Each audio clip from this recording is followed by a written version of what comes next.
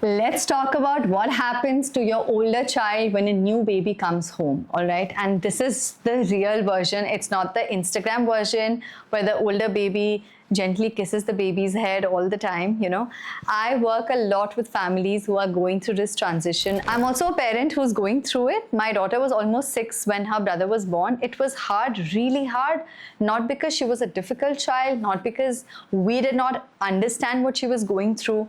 Today, I want to explain what actually happens in your older child's world when a sibling arrives, why it is so much harder than we think, what the research tells us about this transition, and the most important thing, what actually helps. Okay, we're not doing theory, we're doing, what actually works here. So let's start with what's really happening when a new baby arrives, all right? Now, here's what your older child experiences. Number one, their entire world shifts. It's the biggest transition for them.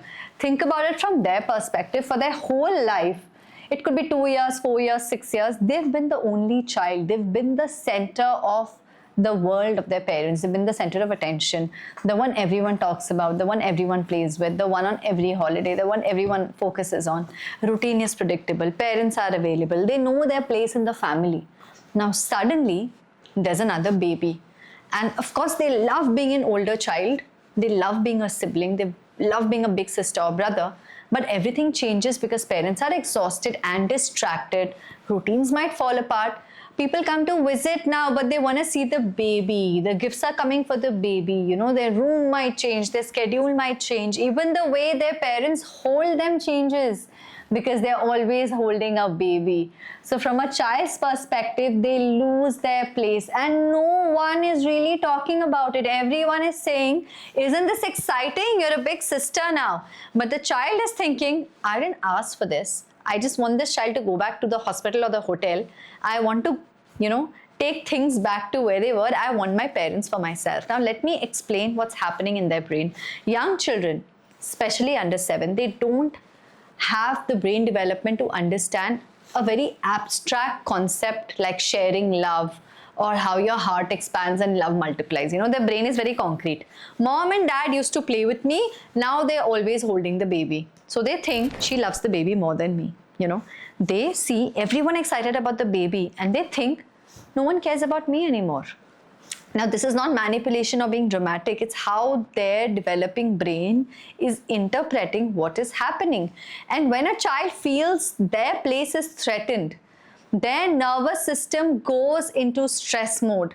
The brain perceives this as threat to their survival because for young children, their parents' attention equal to safety and survival. So when that attention gets divided, their brain panics. And this shows up in different ways for different children. Some children act out, some have aggression, some have tantrums, defiance, some might try to hit the baby, throwing things, just screaming, just crying, refusing to cooperate with anything. And some children regress, they start talking like a baby, they suddenly want a bottle of pacifier, they start having accidents even though they've been potty trained for years, they suddenly just want to be carried all the time, they just want to act like a baby, they want to become a baby, they stop doing things they were doing when they become independent. Some children become anxious, some become clingy, some just don't let the parents go out of sight and they go back to having separation or stranger anxiety. Some get afraid of things they've never been afraid of or something that they stop being afraid of. Some start getting nightmares, they stop sleeping alone. Some children become too good, too helpful, too compliant because they're trying to be perfect so they don't lose any more attention, never expressing their real feelings. All of these are coping mechanisms. For a child, when their parents get another baby, it's almost as if your partner has gone out and now is having an affair with someone else in the crude way, right?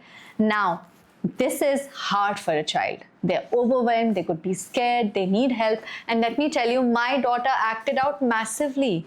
There were meltdowns over everything. She literally told me, leave this baby in the hotel or a hospital. And honestly, in those moments where I was exhausted, I was maxed out and the baby was crying, she was having a meltdown, I was also getting frustrated. I also told her after a certain point that, listen, you're 6 years old. We waited 6 years to have a baby and now I need you to deal with this in a better way. I was in survival mode. I was having postpartum blues. I was going through my own stuff. But here's what I learned And here's what research clearly says. It was not the acting out that was the problem. The acting out is just behavior. It was just communication. She was saying, I'm scared, I don't matter anymore. I need you to prove to me that I do, And when I was just talking about the behavior, it was really getting worse. And I had to really get back together, wear my coaching hat again, and then I started doing what actually helped her. And I'm going to share it with you today. And it is completely research-based. It's been shared with multiple families that I've worked with. So I really hope this also works for you. All right. Now, as a parent coach, I knew all of this. I had actually prepared my daughter. Now, I'm not saying all the preparation is gonna hit the spot, but I'm telling you the preparation will make it easy. So let me share with you a few things that you can do before the baby arrives. Now, before the baby arrives, most parents focus on the logistics, right? This is where the baby will sleep, babies cry a lot, you're gonna become a big sister. We might not spend time emotionally preparing them. And this is hard, okay? We need to do this, and this is what actually helps instead. Talk about the hard parts, not the cute parts. Tell them when the baby comes, things are going to change. Some of those changes might be hard. Sometimes I'm going to feed the baby and I might not have time to play with you. Some days I might need to focus on my own recovery. I might be at the hospital again and again. You might be frustrated, you might be sad, and that's okay. You might feel jealous sometimes. You might even feel angry at the baby. Those feelings are normal. You have to tell your children that they can have mixed feelings. They also are feeling very confused, because if we only talk about how exciting it is, they learn how to hide things. And hidden feelings will come out in behavior. And also, this is really important. Don't oversell the sibling relationship. Don't say you'll have a best friend, you'll play together all the time. Because the truth is, a newborn doesn't do anything. They sleep, they cry, they poop, and they repeat, right? They are boring sometimes to a young child. If you oversell it, your older one will be disappointed, depending on age, of course. So be realistic that the baby is not going to be able to play for a long time, but eventually when they're bigger, you'll be able to teach them things, you'll be able to play with them. And when the baby arrives, this is where most parents don't get this completely right. The focus sometimes is entirely on the baby. We expect the older one to just adjust. I've seen where the older ones are shipped off to their grandparents' house, So these babies also need time, They don't need the leftover time. They need just 15 minutes a day with you, or 10 minutes a day with you, where you've put the baby down, someone else is holding the baby, and you're giving your older one complete attention. No phone, no distraction, just one-on-one time. And no, 1 second the baby needs me, I'll come back. No. This tells the nervous system, you don't matter. What we need to do is just be with them the whole time, when we commit to them that we're going to be with them. And research shows that children who get this one-on-one time during a hard transition like this will have better adjustment and better bonding and less anxiety. And I'm telling you, it's one of the most important things you can do. The next thing you can do is let your children have their feelings without trying to fix them. When your child says, I hate the baby, I wish we could send him back, don't panic, don't say, oh, you're so mean, you don't love your sibling. In that moment, they really don't love their sibling, and in that moment, they're overwhelmed and they want their old life back. It's okay. Instead, acknowledge it. You're really upset right now. You wish things were like before. I hear you. I know it's hard to share, Mama.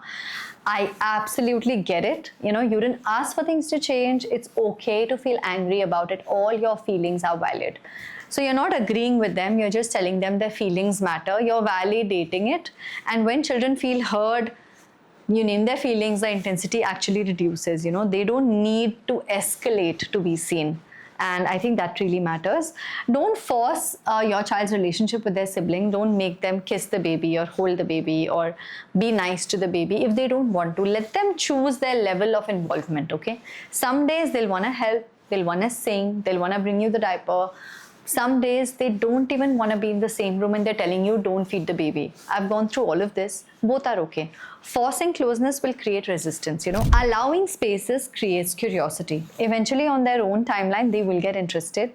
And please watch your language, parents. I feel sometimes we also say things without thinking. We just keep on beating around the same bush.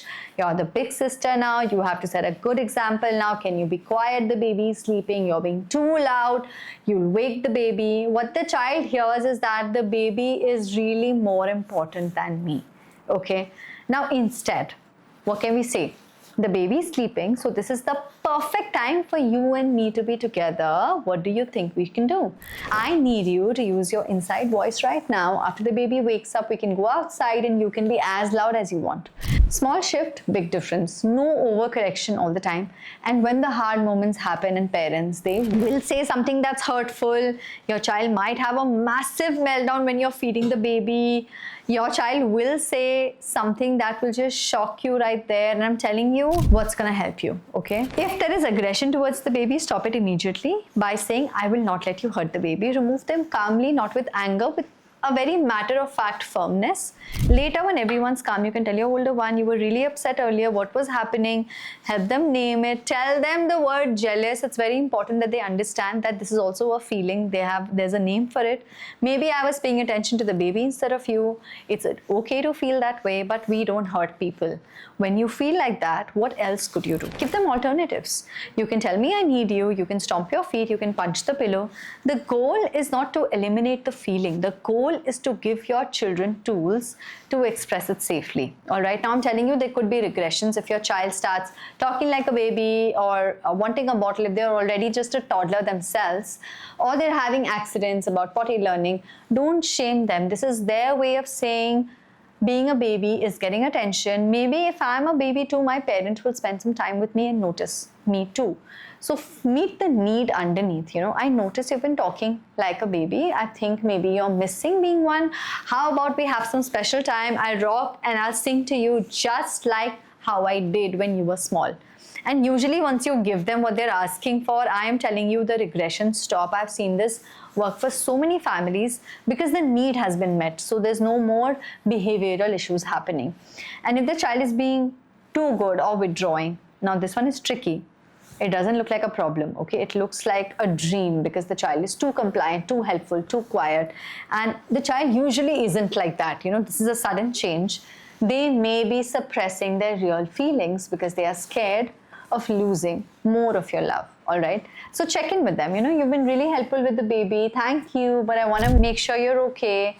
How are you feeling about everything? It's okay if you're not happy all the time. It's okay if this is hard for you.